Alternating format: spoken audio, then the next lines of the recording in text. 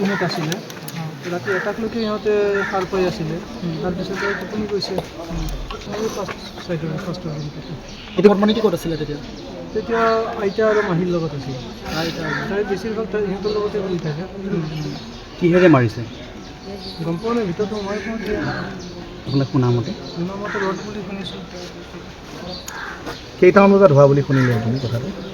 কেইটামান বজাত বুলি কোনেওতো ক'ব নোৱাৰে, চবটো টোপনিত আছে। কেইটামান বজাত বুলি কেনেকৈ ৰাতিপুৱাই হ'ব। বশিষ্ঠত থাকোঁ, গতিকে ইয়াতে কি ঘটনা ঘটিছে গম নাপাওঁ। ৰাতিপুৱা খবৰ পালোঁ এনেকুৱা মাৰ্ডাৰ কৰিছে ৰুবলৈ, গুচি আহিছোঁ। কিন্তু খবৰ পোৱা কথাও নহয় এইবিলাক। তথাপি আহি মানে কিবা সিহঁতৰ কিহৰ কাজিয়া লাগিছিল? কোনো কাজিয়া লগাই নাই, কালি ৰাতি চিনেমা চাই আহিছে। আপোনাৰ কিবা হয়? মোৰ ভতিজা ছোৱালী হয়। ছোৱালীজনী 2 বছৰীয়া সন্তান এটা আছে। কেতিয়া বিবাহ কৰা কথা আছিল? 4 বছৰমান হৈছে। তেওঁলোকৰ লাভ মেৰেজ আছিল নেকি? লাভ মেৰিজ। এই শ্ৰেয়াৰ ঘৰ ক'ত অৰিজিনেল? অৰিজিনেল ঘৰ গুৱাহাটীতে। এনেই ডাউকিত থাকিছিল? ডাউকিত দেউতাই চাকৰি কৰিছিল। কিন্তু পঢ়াৰ কাৰণে গুৱাহাটীত ৰাখিছিলে। বিয়া হোৱা কিমান? 4 বছৰমান হৈছে। গোটেই ডিটেইলছ নাজানো। মই ৰাতিপুৱাহে আজি মই ফোন পালোঁ লগৰ মুখৰ পৰা যে ৰুবুলে এনেকুৱা কাম এটা কৰিলে। গম পাই ইয়াতে গুচি আহিলোঁ। আপুনি ৰুবুলৰ বন্ধু নেকি? আমি বন্ধুৱে। আমি বহুত বছৰৰ পৰা আমি থাকোঁ, একেলগে থাকোঁ। কিন্তু সি যে এনেকুৱা এটা কাম কৰিব তাৰমানে ভবাই নাই তাৰমানে। ক'ব নোৱাৰি তাৰমানে এনেকুৱা এটা কাম কৰিব বুলি। কাৰণ আজিলৈকে সি যে বোলে ধৰা কোনোবা বোলে মদ খাই পেলাই কিবা কৰে, সেইটো এটা বেলেগ কথা। তাক আজিলৈকে তাৰমানে মদ খোৱা দেখা নাপালোঁ, চিগাৰেট মানে চাধা খাই খালি সি।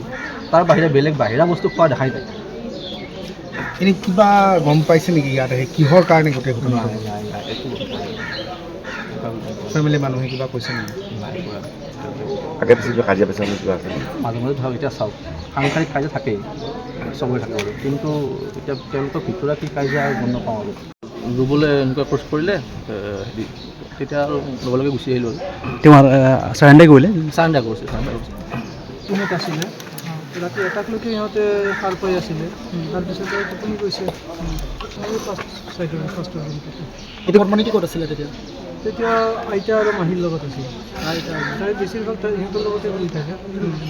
কিহেৰে মাৰিছে গম পোৱা নাই, ভিতৰত সোমাই পাওঁতে আপোনাক শুনামতে শুনামতে ৰড বুলি শুনিছোঁ। কেইটামান বজাত হোৱা বুলি শুনিলে আপুনি কথাটো? কেইটামান বজাত বুলি কোনেওতো ক'ব নোৱাৰে, চবটো টোপনিত আছে। কেইটামান বজাত বুলি কেনেকৈ ৰাতিপুৱাই হ'ব। বশিষ্ঠত থাকোঁ, গতিকে ইয়াতে কি ঘটনা ঘটিছে গম নাপাওঁ। ৰাতিপুৱা খবৰ পালোঁ এনেকুৱা মাৰ্ডাৰ কৰিছে ৰুবলৈ, গুচি আহিছোঁ। কিন্তু খবৰ পোৱা কথাও নহয় এইবিলাক।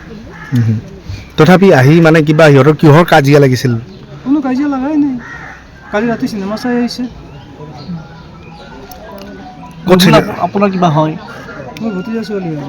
ছোৱালীজনী 2 বছৰীয়া সন্তান এটা আছে। কেতিয়া বিবাহ কৰা কথা আছিল?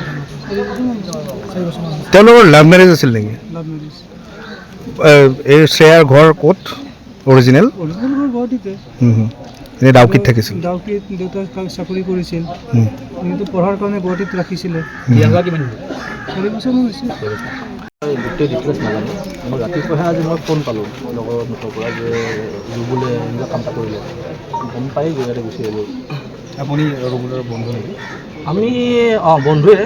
আমি বহুত বছৰৰ পৰা আমি থাকোঁ, একেলগে থাকোঁ। কিন্তু সি যে এনেকুৱা এটা কাম কৰিব তাৰমানে ভবাই নাই তাৰমানে। ক'ব নোৱাৰি তাৰমানে এনেকুৱা এটা কাম কৰিব বুলি।